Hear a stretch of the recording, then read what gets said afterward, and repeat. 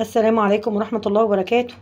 حبايبي الغاليين، اخباركم ايه يا حبايبي من داخل مصر وخارج مصر؟ ربنا يبارك فيكم ولا يحرمنيش منكم ويديمكم في حياتي نعمة يا رب. تعالوا شوفوا بقى الغدا الجميل بتاعنا عملنا ايه النهارده. طبعا انا عندي شوربة في التلاجة، اي شوربة بتبقى موجودة عندي بحطها في التلاجة بشيلها بعمل بيها الاكل. لو مش عندك لحمة، لو مش عندك فراخ متوفر، بصي تقدري تعملي. بصي عملت احلى قلقاس بالشوربة الجميلة، بصوا الجمال، بصوا جمال القلقاس يا بنات. عملت احلى قلقاس وعملنا بتنجان مخلل طبعا، بصوا الطماطم وجميله ازاي.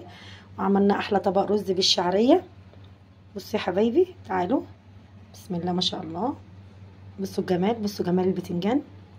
بصوا يا حبايبي، بصوا جمال البتنجان، بسم الله ما شاء الله. ولا ريحته القلقاس جميله جميله جميله جميله، وطعمه جميل وريحته خطيره بجد والله ما شاء الله.